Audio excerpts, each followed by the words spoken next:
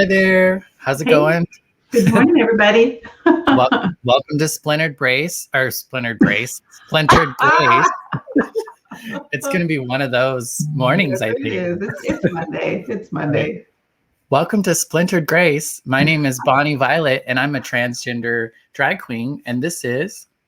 Hi, everybody. I'm Tina Frank, and I'm a mature conservative Christian. And just in case you didn't know, I'm also a gardener. So Oh, welcome. hey, We're happy to have you guys with us this morning. definitely. How was your weekend? It was nice. I was trying to think if there was really anything great to report. The weather was kind of like off and on icky this Oh, weekend, so just spent a lot of time at home. I hope that means we'll get some of that icky. We had cooler weather, but it was still nice out. And I don't mind the nice, except for it's February. And Mhm. in Arizona, it's going to get hotter quicker, I'm afraid. So I'd like to have a few more cold days. So I hope some of that comes my way. Right, because you start getting warm by like April, huh? Or No, no, no, no, no. We're going to have 80s next week. oh well, hey. And I'm not ready. I Mhm. mean, I love the 80s. I love the 70s. But I just know that after that, then comes the 90s and the hundreds. And I'm not ready for any of that. Right. So if I can delay those 70s and 80s, my hope is that I'll delay those 90s and hundreds. But Yeah. anyway, and How we was could your use some rain. How was your weekend? I had a good weekend. Um, I'm blessed because my husband got to have a long weekend. So Friday, Saturday, Sunday, and he's off today as well. So that's always nice to get to have a little bit of extra time. We're all Mhm. chasing after the work that we do. So that's been nice. And we've been able to work on some projects at home and do a few extras. So that was really wonderful. Nice. Yeah, we enjoy that. Life can be busy sometimes, and to be able to just have a break and work on some things that we want to do, not things that we have to do, it's really just kind of nice. Definitely. So Yeah. did you do anything for Valentine's Day? I know some people are calling it different things. There's Valentine's Day, there's Single Awareness Day for single folks. For me, Oh, I just call it Love Day, but oh, Day of I Love. had I hadn't heard of single awareness. That's kind of cool. Yeah. Um, we don't do much. We did cook something special at home. We're not big on going out to restaurants on Valentine's Day, so we cooked and did something special. But something that we always try to do on Valentine's Day is to not make it about us as a couple, but make it about the people around us that we love. Mhm. So we spent some extra time yesterday just reaching out to people digitally or phone or whatever we could do to just say, hey, we love you. Happy Valentine's Day. Because I remember growing up, I hated Valentine's Day unless it met the certain criteria that I thought it should meet. So I've been trying to break out of that mold the whole rest of my Yeah, life. yeah. Yeah. So and it's kind of nice, and I think some people are surprised by it, and because they're not expecting it. Mm. Um, I'll just give you an example if you don't mind. We went to church yesterday.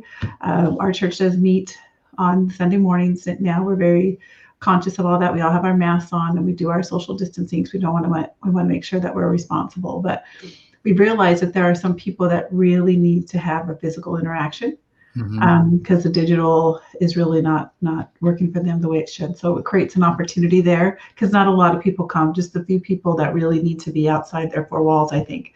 Mhm. But it was cool because we targeted, and I say targeted just because I just wanted to make sure that I wanted people to not feel alone on Mhm. Valentine's Day, knowing what that used to feel like for me.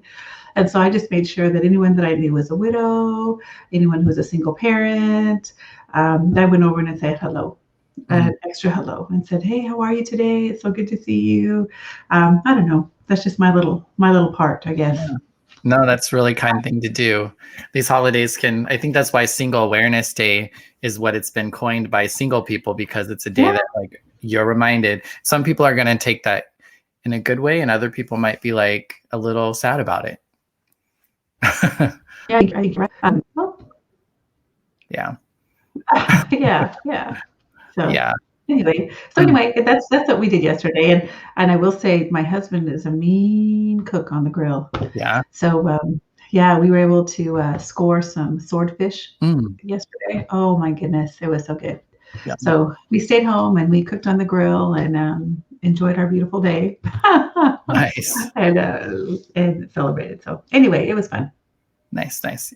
Yeah, I just decided it was the day of love, and I was just going to try to like keep that in mind myself. I didn't do a lot of like active like reaching out, but for myself, I just was reminded of like, I don't know, just love and just in general, you know? Yeah, yeah, that's awesome. Yeah. Yeah. So I wonder what everyone else was doing. Did you, anyone? I'm looking at the comments here. See if I don't see anybody. Everybody's quiet today. Yeah, that's awesome. Well, maybe everyone's off work today, and so they're like sleeping in a little bit. That'd be right. Doing other things. cool. Yes. Yeah. All the President's Day sales. Isn't that today, President's Day? Oh yeah, it is President's Day. So yeah. Well, and it's like for today too, it's also, so it's my mother's birthday and it's my 2 nephews' birthdays. Oh yeah. I knew it was your mom's birthday. I forget sometimes with all the little kids we have in our family. How blessed are we? I know. And I just lose track sometimes of all the extra birthdays outside of my own little brood here. Yeah. So that's awesome. So what a day of celebration. Yeah, yeah. You know, Xander will be 6. Wyatt, oh my goodness. Wyatt would have been 8, if I'm recalling correctly, and mom's the big 60. Oh my goodness. Yeah. Wow. Like I was saying before we logged on or got in, other people's birthdays are starting to have an effect on me. Right. I don't seem to care about my numbers personally, but in comparison to the people around me, I'm like, wait a second. If they're 60, that means that I must be, and it's just crazy. Mm-hmm. And I can't believe those little boys that are so little, that I remember being so little, are 6. Yeah. Oh my gosh. School? Are they in school? In school? Yeah. Yeah. You know? Mm-hmm. Oh my goodness. Yeah. Anyway.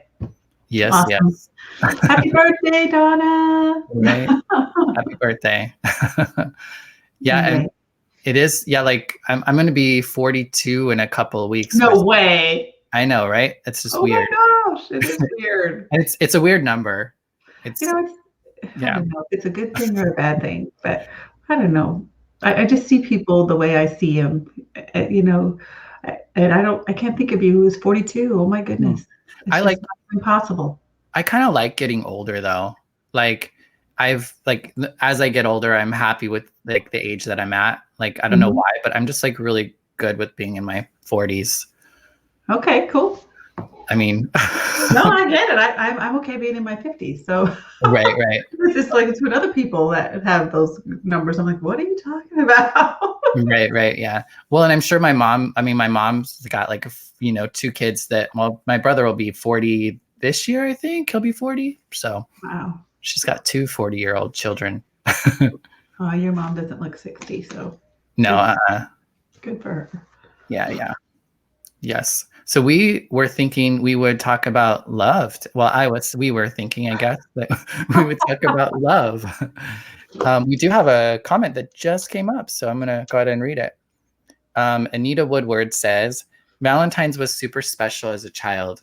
My mother made it super fun for us. We made our own cards out of paper dollies. We made cookies and candies and played games.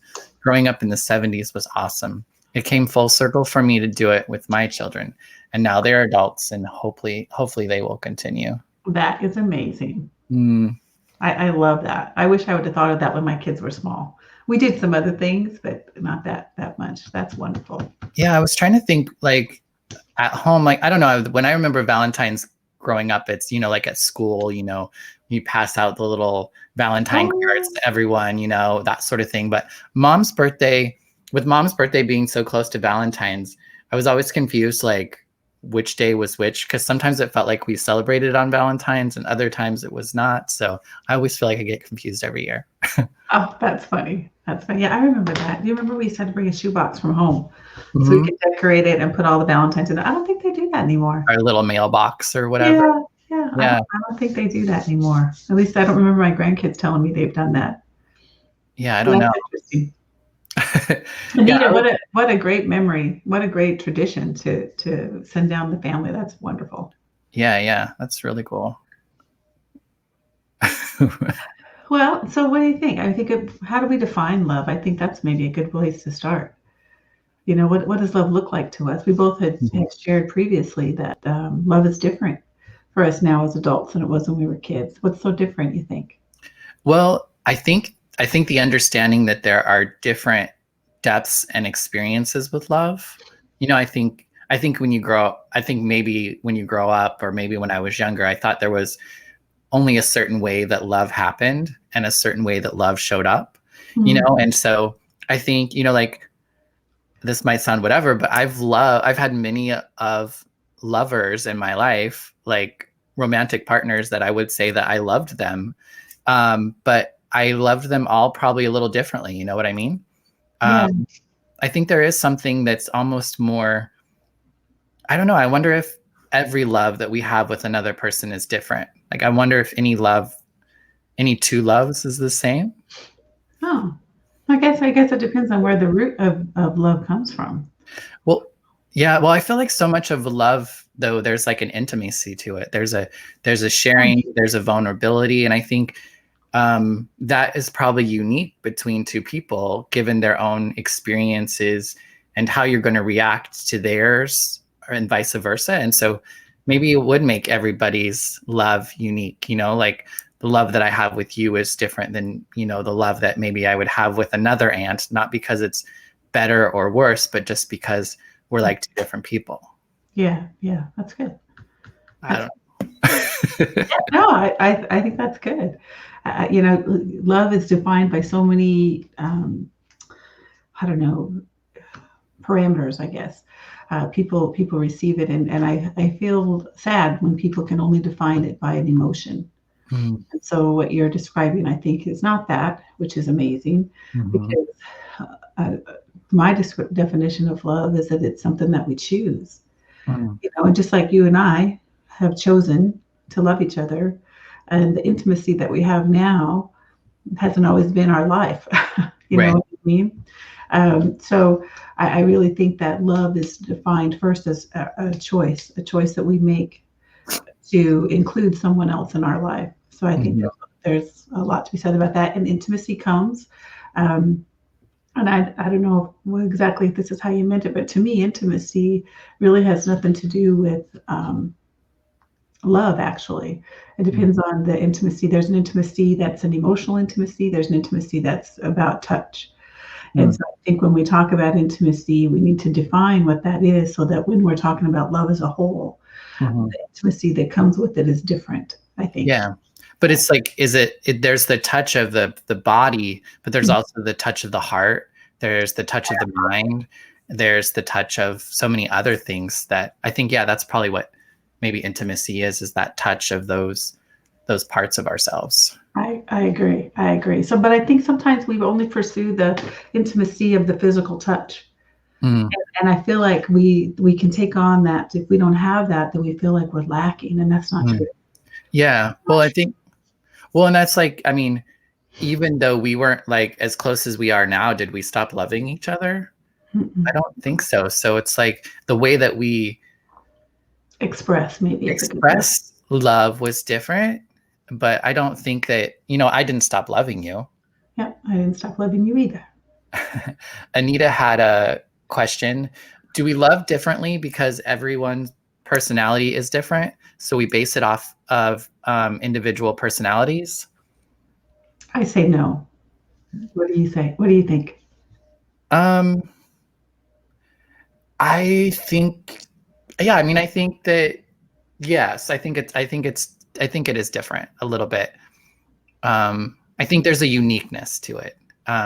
Whether or not it's like super different, I do think that there's like a uniqueness to it. I think the characteristics of our response can be unique, but I think the love in itself is the same. Right. So love is love. Yeah, and it's a choice. Yeah, yeah. You know what I mean? And love is something that we pursue, even if we're angry at someone or even if we're offended by someone. We can still choose to love that person and to continue the relationship may change Hmm. based on what that looks like. But yeah, I say that the love doesn't change. The interactions may change, but the love doesn't change because, just like hugging someone, not everyone likes to be hugged. I'm a hugger, so it's hard for me to understand that. Right. but not everyone likes to be hugged, but I can still love them without that interaction. Hmm. Good question, Anita. Thanks so much for that. Yeah, and she said, I love that emotional intimacy. I need it all. Yes. Me too. Me Yes. too. Yes, we need it all. And I feel like, but I feel like, I think I hear a lot of, and I think this jumps a little bit into that, like the need of love or whatever. I recently decided that this year I was going to focus on accepting love in whatever form it comes. Because I feel like I've maybe not allowed myself to receive love, because I wanted it to show up in a certain way. And if it didn't show up in a certain way, then it wasn't really love. And I think that there is a nuance, because I think sometimes we can experience love or think we're experiencing love and it's abuse. But I'm not talking about that. I'm just talking about the sense of like, somebody loving me, but not being able to, I don't know, like, show up for me in a way that I would like, whether it's like I feel like I can't share all of myself with them, or they're not showing up in my life on the regular, or they're not calling and asking me how I am. That those used to be things for me that would say, signal to me that you love me. Mm-hmm. But that's not always, like, if that's all I'm looking for, I'm probably going to like go without, because everyone kind of expresses love differently, and differently throughout life too. I feel like there's times when I might be really good at one action to say that I love you, but that action might go away at some point. And that doesn't mean I stop loving you. Right. But yeah, I don't know. I think that there's a lot of, I don't know, depth to love, I guess. Oh, I would definitely agree with you there. I would definitely agree with you there. Now, as I've grown up, from that young kid who thought that love was all about having a boyfriend or a girlfriend or whatever that was, um, I realized as I became a believer in Christ that the Bible gives us a great definition of love and how what it's supposed to look like. Mm. And if you don't mind, I'm going to share. I pulled a couple of my favorite verses because I share these because this is my testimony. Mm-hmm. You know, I can't tell you looking for what I thought love should look like, how it negatively affected who I was personally. Mm-hmm. And not that pursuit was wrong, but the way, just like you were just talking about, I had a specific idea of what that be to look like. And unfortunately, during times like this, during Valentine's Day and things like that, the world embraces an ideal of what that thing needs to look like. Yeah. Not their fault. They're just trying to sell some stuff. Totally get it. I totally get it. Yeah. But when we get caught up in all that stuff, it can rob from us.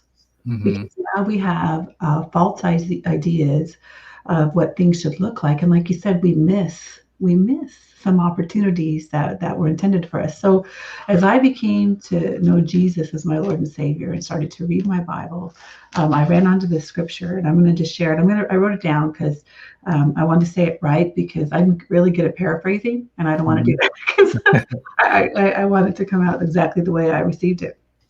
So it's in 1 John chapter 4, verse 8. And it says, whoever does not love does not know God. That was hard for me because my definition of love, that put a lot of pressure on me. Yeah. And the rest of that scripture says, because God is love. Mm. And I thought, oh my goodness, I've never defined God as love. And as I've grown as a Christian woman, I've always challenged with that. If God is love, what does that need to look like in my life? Mm. And it's been amazing to me how not only that changed my perspective. Okay, so you know what? I don't need love from you. I have love from God. And I need to learn how to receive that love from God. And then all these things and this criteria I have doesn't become as important. Now I'm still going to have to work through some of that stuff because that's just who we are as people. But if I can use that as my baseline and move forward, oh my gosh, I can't tell you how freeing that was. I can't tell you how freeing that was. And then as I got mature, and um, God trusted me with some other scripture as I was reading my Bible, and I ran on to First Corinthians. I think I was probably in the process of maybe even marrying somebody, because Mhm. I didn't always have this idea. Yeah, yeah. Love. I knew God was love, but I didn't have all this idea. So it was later in life. So it was First Corinthians 13:4 and 5. And it says, love is, Patience. that's Patience. exactly right. Love is Love is patient. kind. Love is kind. It Love does is not kind. envy.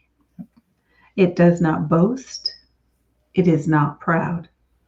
It is not rude. It is not self seeking. It is not easily angered. And it keeps no record of wrongs. Mm. Wow. What a roadmap. Now, if I'm going to say, and I've said this 100 times in our conversations and on the air as well, that I want to be love. I want Mm. to love people. So when I say that, this is what I'm saying. Yep. That's how you And do I, it. yeah, and I need to be okay with that. Well, here's the problem. I'm not really great at all these things. So this is an area that I'm asking God to help me to grow in. But to gain some perspective on what love it is, the fact that I get to choose it, because I can choose to serve God or not. Yeah. And I get to choose that every single day. I can make a commitment to God yesterday, but I have to renew that commitment today. Mhm. And if I don't, then I can be outside of what God's love is. And if Yeah. I'm willing to allow God to change me so that I can show it to you, that's a whole nother ballgame. Yeah. So anyway, thanks for letting me share. This is my Yeah. testimony of how I found and realized what God and what love is, so that I found a baseline. And I Mhm. can't tell you the peace that it's brought me over the years. And then for God to entrust me with, okay, now you have it. Let me show you how to share it, Right. and how people to see that in you, and be drawn to the fact that you love them. And Mhm. all this other criteria aside, if I can do these things, then if I forget to call you, I hope I'll have some grace. Right. For sure. Yeah. Yeah. Well, yeah, and like for me, it's, part of my process of, God in the beginning when I first started kind of seeking a relationship with like spirituality and God and higher power concepts, because I was pretty hurt initially, so I had a really hard time um accepting like your God as like a God in my life. And so in a lot of circles, some people refer to God as good orderly direction, or a gift of desperation. To me, I know I had a moment, like the way that God came into my life again, or spirituality came into my life, was because I needed it. Like I needed help, and I needed assistance. Like I realized that I just could not do it alone. And there was no need for me to do it alone. So I think like, and so in the beginning, God for me was just, God was love. So God, if God is love, then everything that is done with love is God. That's So that was like how I kind of would determine how I would live my life. If God, like if I were to have love, or if I were to put love over this situation, mm-hmm. what kind of What does it actions look would I like? take? What would I do? What wouldn't I do? Those sorts of things. So for me, a lot of times still God, or my understanding of God, or my utilization of God in my everyday life, is to kind of filter that, to take love, put it over this situation, Yeah. and it tells me what I do. And that helps me with politics, that helps me with family, and it doesn't fix it. Like, just No. because I know what the loving action is, does not necessarily mean I'm going to be able to take it. But I feel like that's how God can always be love, in the sense that I can put it on top of something and come out on the other end of it a Right. little bit better if I seek love through that situation. Yeah, I agree. This is an opportunity for us to grow into these. Mm-hmm. And all those things you mentioned about God are all the characteristics of who He is. So every person that said all those things to you is correct. Yeah. Something I'm learning and understanding, and you guys feel free to correct me, because I don't think I know everything. But something I feel like I'm learning is that if I believe that God is love, if someone offends me that doesn't know Jesus, or that doesn't believe that God is love, Mhm. is it fair for me to hold them to the same accountability Mm. as I do to someone who says that they know Jesus as their Lord and Savior? Yeah. And I really realized that over my life that um, I have chosen to be offended by people who don't have the ability to love me Mm. because they don't understand who God is. Right. Or they don't have the same language, right? They don't have the same currency or the same ability to connect with you and show you in the same way. I feel like I have a hard time hearing that people don't have capacity to love if they don't have. They all have the capacity to love, Yeah. but the love of God is different than the love of the world. Right. I hear that for Yeah. sure. So Yeah. so for me to hold them to a standard of God's love when they don't love God is unfair.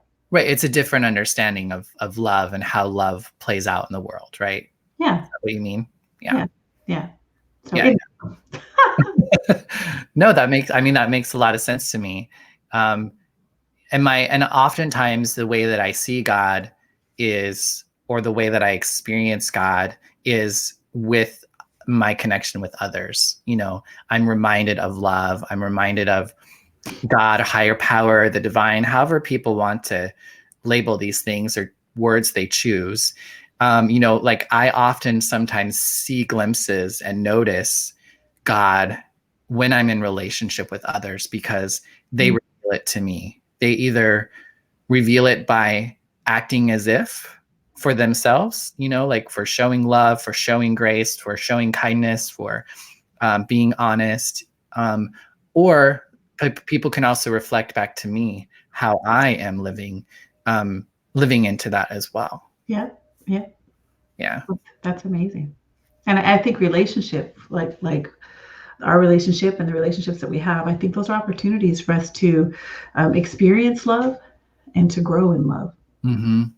Our capacity for love, I think, needs to be an ongoing growth.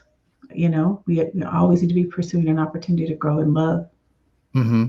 Looks like my little brother. Hey, He popped in here. James says, so if you have no love, is your heart, um, if you have no love in your heart, what does that mean? what does that mean? Yeah, I mean, I think that it's a lie in the sense of that I don't think it's true. I think that we do have love within us, but I feel like because we've been hurt, we've been harmed, because we're in so much pain, because we're so disconnected from our heart, that we don't know that it's there. And that I think that a lot of us get to that space where I know that I've been in that space where I've felt like I didn't have any love in me and I couldn't receive any love. And a lot of that had come out of failed relationships, disappointments, times when I failed, times when I didn't show up in a way that I wanted to. And I've just had to kind of like heal some of those things so that I could get to a space in which I could connect with my heart again and allow others to connect with my heart too. So I say that in a lie in the sense of it's like it can be somebody's experience, so it's real, but it doesn't like I think it's in there. It's just being able to find a place in which we could break ourselves open and let some of it out. And we have to remember that love is stable, you know, and and I say that only because life is unstable. So when we can find that stable space in love, and sometimes it has to be love for who we are ourselves. Mm. And if we can find that stability in the love that we have for ourselves, and we can look at that in a lot of ways. I know for me, I had to look at first at, okay, I had to find some stuff in me that was good that I could equate to love for myself. Mm-hmm. That's not exactly the long-term goal, but that's a good starting point. Yeah. And if we can find in ourselves some things that we love. I was a single parent for a lot of years, for a lot of different reasons that we don't need to share right now, maybe another time. But there were moments when I felt lost. I didn't feel loved. I was unstable. And I had to remind myself that, okay. I'm taking care of my kids. I'm working hard. I have a desire to do the right thing. But the important thing is that I had to find other people that were already founded and grounded in a love that could share that with me in a positive way, so that I Mm, wasn't always looking at what I didn't have and the right. negatives and the negative experiences that I had had up to that point. And it's really, it's not easy.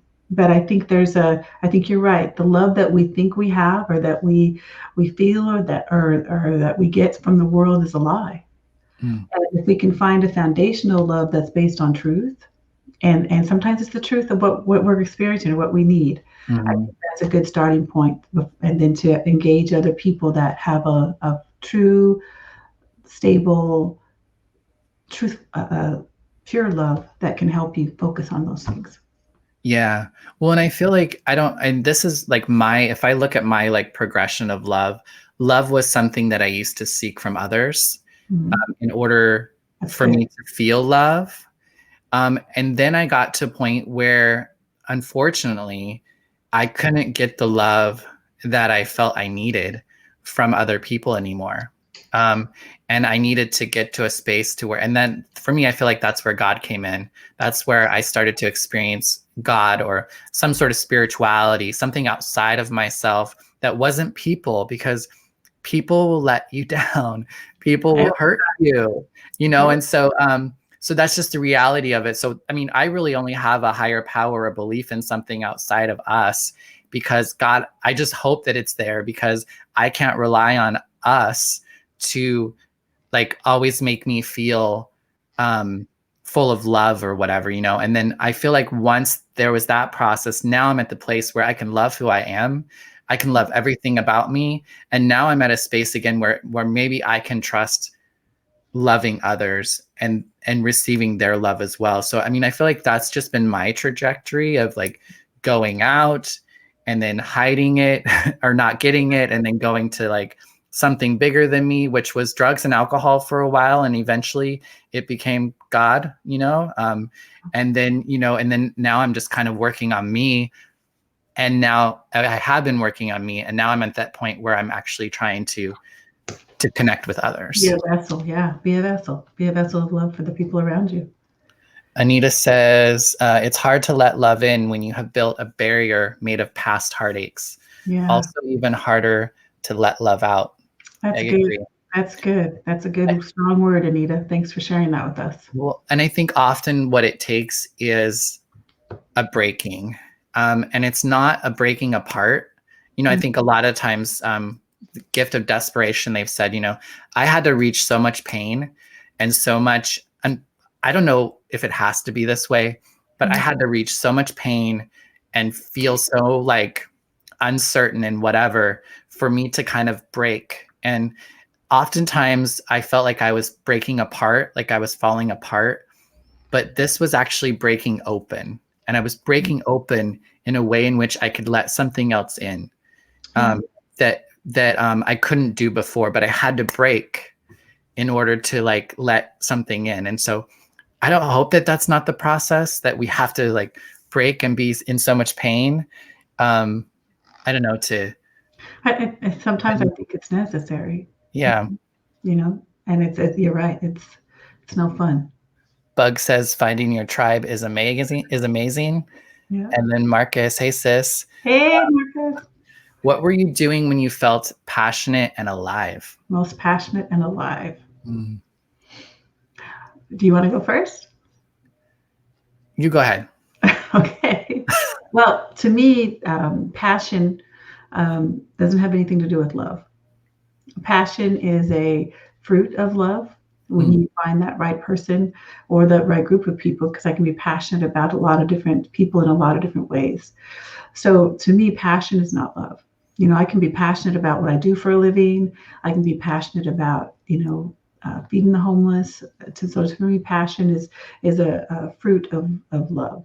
So mhm, when I find that I'm the most passionate and alive, it's actually when I'm doing and fulfilling the purpose that God's given me. mm, And that would be for me, not only loving on my family and those people that God's puts close to me, but being able to use my gifts and talents inside my church, or when I'm in a praise and worship session mhm, at church or with other believers, where we're just pursuing who God is. That's when I find myself the most passionate and alive, Yeah. and also more willing to do the hard stuff. You know what I mean? So, Yeah, it's easy to do that when you're feeling the passion and you're feeling the life. You can kind of push through some of those more challenging things. yeah, yeah. The thing I think about, like, like when you felt most like alive, and for me, I feel like oftentimes I use the terminology, and a lot of queer folks do, the idea of getting my life, or getting life from something. So when I feel like whatever I'm doing is causing me to lift up and causing me to be excited about living and life and being a part of the world. And the first things that kind of come to mind for me was, I used to really love dancing on the dance floor. Mm, And that was a time that for me, I felt like I was really alive and I could just let loose. And at that time, drugs were a part of that, but because it allowed me to just kind of let go and just be free and just live yeah, my best life and do whatever felt good in that moment. And I can still do that now without like drugs and alcohol. But for yeah, whatever reason, I needed something to knock me around a little bit so I could just open up and not be so uptight, and just kind of be loose. So, I mean, yeah. I feel like, yeah, and I like being able to connect with somebody in a really meaningful way, like that gives me life. That helps me Awesome. gives me a passion to want to do more of something, or as well. So one of the things that came up for me, Marcus, how about you? Do you want to share what you were doing when you felt most passionate and alive? But as we maybe wait for that answer, I was curious, does love hurt? Hmm. Are you asking me or are you Yeah. asking everybody? Yeah. Does love hurt? Oh, sure. And I think, Does love have to hurt? yeah, I think so. And when you say hurt, I think there's different levels of hurt. I think with love comes accountability. Mm, And so I can lovingly hold you accountable, just like you can lovingly hold me accountable, but I'm not going to be comfortable in that accountability. mhm. And it could be even something, and you probably experienced that when you started deciding that you didn't want to do drugs and alcohol anymore. There was an accountability piece that you had to go through, but it was a loving accountability. But it wasn't fun. It hurt probably, and Yeah, it was it was not. hard, and it took relationships away, because you didn't want to have those relationships around you that were going to engage in those things you didn't want to anymore. So yeah, I think so. And even after we've worked through some of that hard stuff, if we're truly in pursuit of the best person that we can be, the best creation that God created, there's going to be some more of that has to happen, Mhm. because none of us are there yet. Yeah. So I say the short answer is yes. Right. The hope and the encouragement is that God has promised that He'll be with us every step of the way. So as Right. hard as it is, His baseline of love is always going to be there and ready to fill in those spaces as we'll allow it, and as we tap into Him. So Right. Like love is a sense of like the hurt for healing. I think, and so I think that's the thing that we learn I think that is told to us, is that love is just easy. It feels great all the time. It's like, you know what I mean? And yeah, so I think love does hurt, but love is also not abusive. So I right. think that's also something to kind of keep in mind too, is that, because you're in pain in a relationship or situation doesn't always mean it's okay. Is it a pain that's helping you heal? Is it a pain that's helping you grow? Is it Right. a growing pain, or is it, not good pain? No, exactly. And that's, I think, a discernment that we all build as Mhm. we come to those places. So yeah.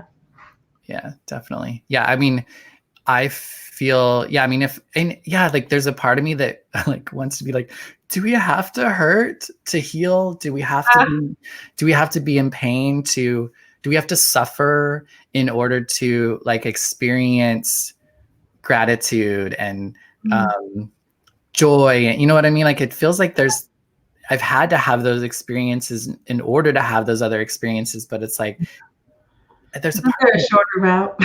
Yeah. Well, I will say though, it seems like I have less of a tolerance as I get older. So like I have a less tolerance for pain. So I can't do a lot of the same things that I did before because I just can't deal with the pain. And like I get hurt a lot easier, which is helpful because then it causes me to stop, like to stop that thing or to change my direction a lot sooner. And at first it felt really weird because I used to just like do shit and get over stuff. And it was just like, whatever. And now it's just like, it's sometimes harder. I'm almost more sensitive, but that's a gift. If I, like, it's a way of my body and my spirit telling me that there's something not well here. Like make some adjustments, do something different. Yeah. That's called becoming a mature person. Right. Well, it's uncomfortable. Yeah. Well, my hope is, I mean, I feel like, you know, I'm like a big fan of like the kingdom of God. Like we're trying, you know, like the idea of getting to heaven without anyone else taking anyone else with me. Or I also feel like part of the goal is to create heaven on earth as we live as best we can. And as humans live longer, we pass on hopefully to the next generation a little less pain and a little less struggle, so that hopefully maybe they will be able to experience love. Maybe they won't ever need to be healed. Wouldn't that be amazing? Wouldn't that be interesting? Yeah. Marcus has a comment. Marcus says, showing acts of kindness without recognition, humility at its best. Agreed. Good wisdom, Marcus. Yeah. Humility is such a one of those words. It's one of the $1 million words that can be interesting to define. It's right up there with submission, isn't it? Yeah. Well, I think humility, though, gets I'd say bad rap. I think that some people only take their understanding of humility so far. I think a lot of people see humility like, I will say, I thought I was humble because I wore cheap clothing. I didn't try to make too much money. You know what I mean? Like I stayed humble in the sense of I stayed small, or I tried to stay small and try not to be bigger than I was. Humility is about being right-sized. And sometimes that actually means that you're meant to be bigger. And stepping into that bigness. I'm glad I'm not the only one who says words like that. Right. But that's also humility. Like that's the other side of humility, is being able to step into that bigness. And in that bigness, for me, that's where God is. You know, like I can only fully be in my bigness when I am when it's not just me, basically. That's right. But I feel like that's where I'm called now, is to try to be in bigness. And it's not in a bigness as in taking up more space. It's just like, it's in fulfilling the purpose God intended for you. Yeah. Well, and even if I think about it, it's just being more integrated, being more connected with my whole self instead of parts of myself. And that doesn't make me physically bigger, or like, but it makes me more connected with myself, which allows me to experience myself more fully. Okay. Right? She sometimes just gets on these things. Yeah, I'm like, okay, I'm not sure I was tracking completely, but it sounded really great. I'm sorry. I was like, I think I'm too simple-minded for but I'm not saying it's wrong. I'm just saying I had never considered it, and I lost track of it. So no offense. I was just like, I'm not sure what they're saying. What is she saying? Play back that tape. Yeah, we'll be listening to that later going, okay, go deeper for me, because I'm just not sure I don't understand. So anyway, that's awesome. Well, Liz says, hi, tuning in for a second. Love y'all. Hi, Liz. Love you too. Thanks for tuning in. We appreciate you. I guess in the idea of humility, of stepping into like a bigness, is also just fuller. Like, and for me, like, I think it's around being integrated, because there's been parts of my life where I've only lived in a part of myself. Like I've focused on, say, my sexuality, or I focused on my spirituality, or I focused on my job, or, I mean, and those are just things that are coming to mind. But like getting to a space where you can have all those things at the same time, and that you don't have to not do one with the other. Does that make, you know? Yeah, that makes a little more sense. Yeah, because I want to be all of who I am wherever I am. I don't want to feel Integrated. exactly, which is also integrity, right? It's a whole nother big word. Okay, lost in that last flow. But thank you for Yeah. taking the time to explain it to me because I understand now. Okay. Yeah, there was a little bit of like a disconnection there for a second, but yeah, I had a buffering on my screen. I'm like, okay, well, I'm just going to keep talking. for sure. So awesome. Yeah. Any other thoughts on love? Mm. I desire it. I think we all desire it. I even desire a romantic love, which is something that I kind of gave up on. And so, and just because I have the desire for it doesn't mean it's going to happen. But I realize that, and maybe it's kind of a little bit of like what James was saying, in that idea, like I gave up on the idea that I could have the romantic love because I'd been hurt so many times. I'd felt like I was unlovable. I'd felt like I couldn't show up in a way that somebody would love me in a way that I would want, which was all, it's not true, but that's what I had to tell myself in order to be okay with not having it, you know? And once I've been able to kind of get to myself and reveal, I can say, you know what, I do have the desire to have romantic love. And maybe that'll happen. And I believe that because I'm open to it, it's more likely to happen than if I'm not, which makes total sense, right? Yeah. But it took me a little while to just admit that, yeah, actually I do want to experience romantic love. I don't need it. I would like it. And that's okay. Because I think there was also a part of me that thought it was not good to have that kind of a desire. Yeah, see that. I'm glad. Which is sad. That is sad. It's sad to say, but it's sad for me to think about that now. But it was where I was at. So I get it. Oh, just let me encourage you and anyone else who's listening. With all these things available for on how to find that perfect someone, I just really believe and it happened to me. Pursue the thing that God's put in you, and that person will present themselves in the middle of it. I really feel like sometimes when we're out seeking that outside of what we do normally, that sometimes we get someone who doesn't enhance us. We get someone who competes against us. Yeah. And I really think that when we come together in unity as a couple, especially, that we need to be with someone who champions the things that are in us. They don't have to be exactly like us. They don't have to have the same dreams and hopes, but they're going to champion that in us. You're in turn going to champion that in them. And together, those dreams are going to come together, and they're both going to be intertwined and successful as you come together as a unit.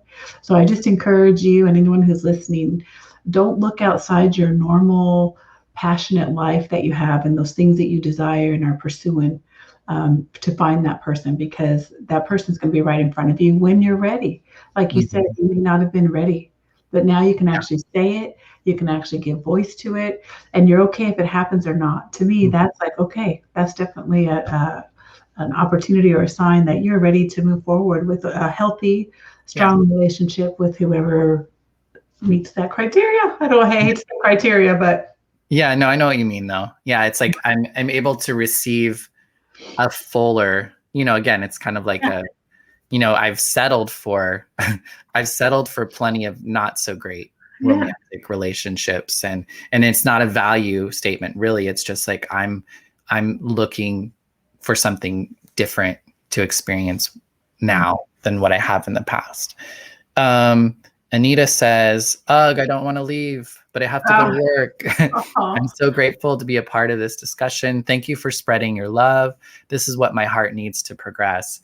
Better than therapy. Big hugs from snowy Idaho. Thanks, Anita. Have a wonderful day at work. Yes. You. Yes, and thanks for joining us. We're here every week, every Monday at 10:30 a.m. Pacific Standard Time. There, we got that like right in there, right? That's so funny. Right. Or if you miss us, you can always watch us afterwards on YouTube, Twitch, or Facebook, or listen to us on a podcast, wherever you listen to podcasts at Splintered Grace. There, I got it in. You got it out. So now we don't have to say the thing. You don't have to say it anymore. Awesome. All right, we have just about 9 more minutes. So did you have, I think you had said you had something you wanted to bring up toward the end. Is it too soon for that, or? Oh, maybe. It's just kind of a random thought I thought I'd share as we're all just going out our day. I don't know. I think it's fun just to have something to contemplate personally for each one of us as we think about love. Love is such an in-depth, I don't know, word, life, culture. I don't know what it is, but love is, I don't know, it encompasses everything. Mm-hmm. It really does. It's something that we all seek. It's something that we all have to offer.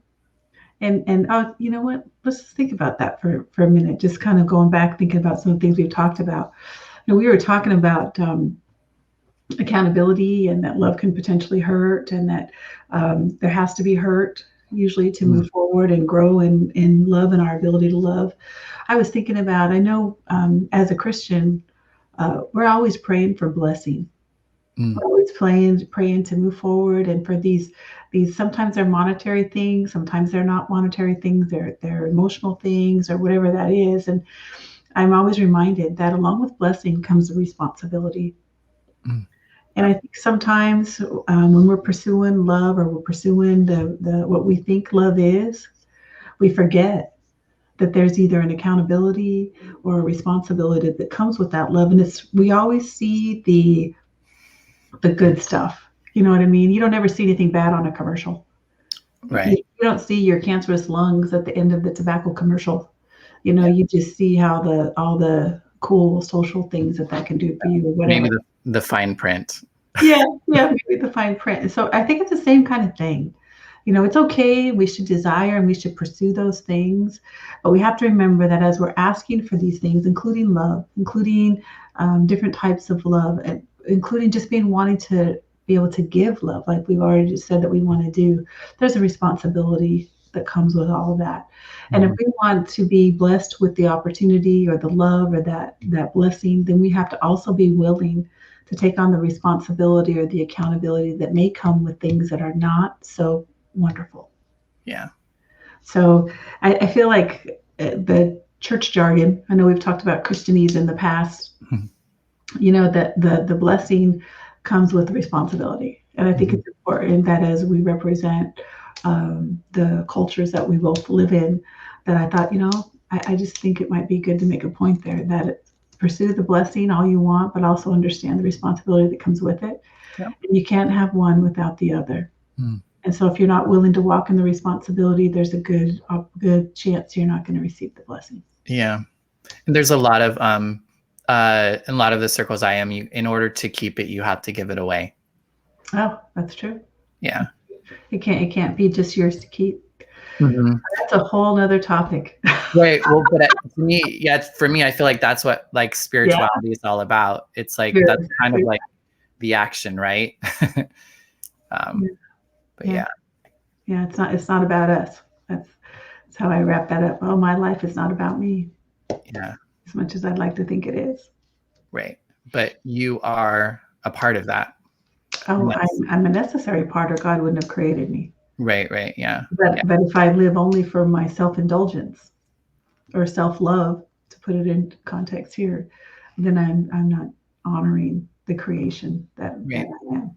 And the other way that I think is sometimes, and this is just another way of us being selfish or full of self, is like, I think sometimes we might think that we're doing something for everybody else at the price of ourselves, and that really is also selfish. Actually, it's just the other side of the coin.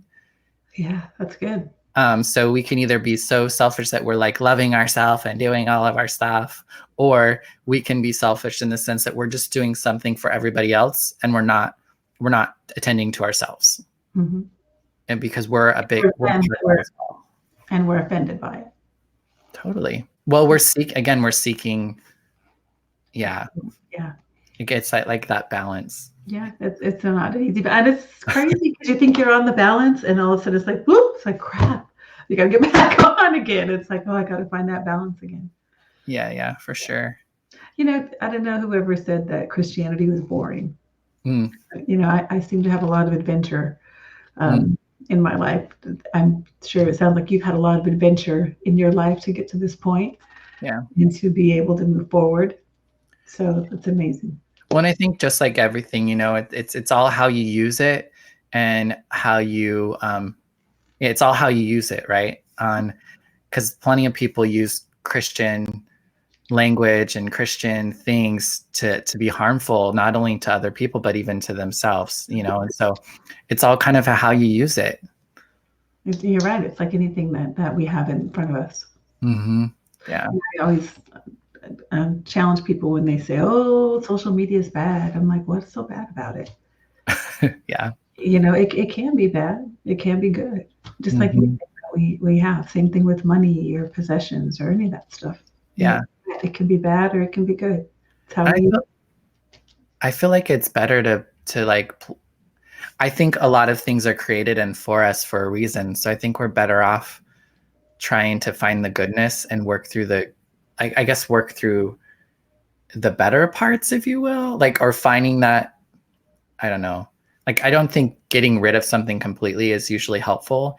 It's figuring out how can this thing be of use instead of in a positive way. Exactly. How can this be useful rather than, causing harm with it or whatever.